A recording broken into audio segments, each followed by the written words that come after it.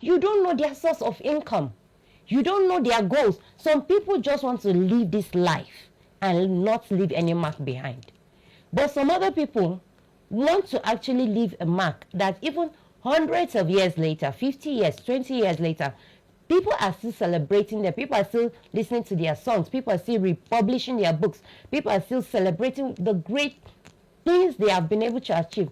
So now look at yourself. Do I want to be remembered for something good? Or do I just want to live my life for me, myself, my family, and then die and be forgotten the next 2 months? So it now depends on who you are, where you are, and where you want to go. So if you really want to achieve greatness, if you really want to break out of the usual, you have to do something unusual. And the unusual thing is for you to set goals and stick by it. Set your budget and stick by it. Because the normal African person, oh, I have a visitor, go and bring those plates, go and do that special food. And then you will borrow things from your neighbors, you borrow things from malams and supermarkets or your friends to suit somebody. Some people even borrow clothes and shoes just to look like who they are not. So please, if you really want to achieve greatness in life, you have to be deliberate enough to say, I'm not doing this anymore. I will wear what I have. I'll eat what I can afford. I'll go to places I can afford. I'll do certain things and then gradually grow. If you believe in the process of growing, it might not look like much, but if you do it year in, year out, I assure you, you will become like a landmark. You will just stand out. And people will be like, how did she get here? How did he achieve this? And then you'll be able to become a mentor and a coach to others. Interesting. Now, to an angle of our social living that is very much one of the indicators or premises for why we do certain things is being interpersonal relationship. And I'll bring it to one of the most viral occurrences we see on social media nowadays. I don't know, I won't say the women folk, but it's becoming more common amongst women online, especially the single women now, to set certain standards of what they would take or won't tolerate or what they need to get life going.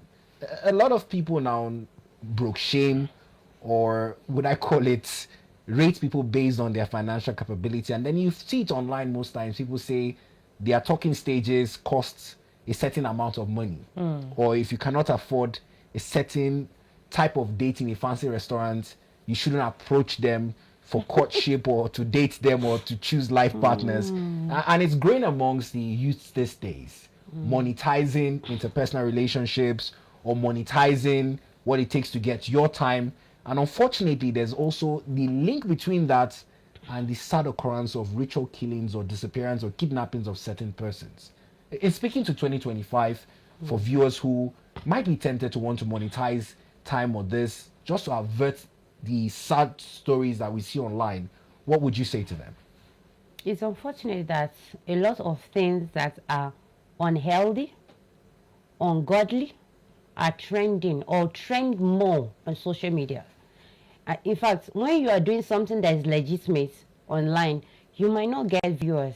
I've been on the social media space for many years, and I know how many subscribers I've been able to gather. You know, crazy things trend more. And the more we see this, if we don't address it, people feel that it's now the norm. It's totally wrong for either single guys or single ladies to monetize their relationship or focus more on the money aspect, because money will come and go. Money can cloud your views. And you know, some people will just say, oh, it doesn't matter, I want this, I want to actually raise my standard. Or somebody said, maybe a coach or a mentor said, raise your standards as ladies. So, you know, we have to raise our standards. That's not it. There are several other ways you can raise your standards without focusing so much on the money. The money will come and go, but your values. Some years ago, it was, what do you bring to the table? That was trending. And, you know, and people will say all manner of things. I am the table, or this and that and that. You just have to focus on developing yourself as a lady, developing yourself as a man. Create a good character, have a good character, a good man will locate you. It's not until you go to a fancy restaurant will come, it will go. If you want to date somebody, date the person because you like that person. Marry that person because you see a future with that person. These are the mistakes that some people have made that is making them that even after all the fancy restaurants, the guy kneels down in public, there's a video about it, it's going trendy online and all that. At the end of the day, sometimes on their wedding day, the man will slap them. Sometimes 1 or 2 weeks into their marriage, months into their marriage, a few years into their marriage, I'm done. I'm not more doing. I've had it up till here. And they will say all manner of things because they did not focus on the good foundation of a relationship. You don't rush into a relationship because of money. That is why you see a lot of youths these days saying, okay, if somebody with money was able to take my girlfriend away or my fiancé away, then that means I should do anything possible to acquire the money so that I can either get her back or get someone else and ensure that I'm able to spoil her or pamper her with so much money that she stays with me. Money can never replace relationship or friendship in marriage. So no matter how much money you spend, if you look at people that even go into divorce, some of them are very wealthy. So it's not the money that makes your relationship. And I'm telling you from a professional angle that I've counseled several people, online, offline, and all that, relationship coaching, couples events and all that. Money alone can never sustain a marriage, can never sustain a relationship. Even if you give the woman 1 billion every day, it can never. Because there's more to it. There's commitment. There's communication. People want attention. So the man also wants appreciation. He wants to be appreciated for paying those bills, for taking you out, for, doing so many things. You need to talk with love. You need to relate with this person. Know the person's goals. Know the person's ideas. Know the person's likes and dislikes.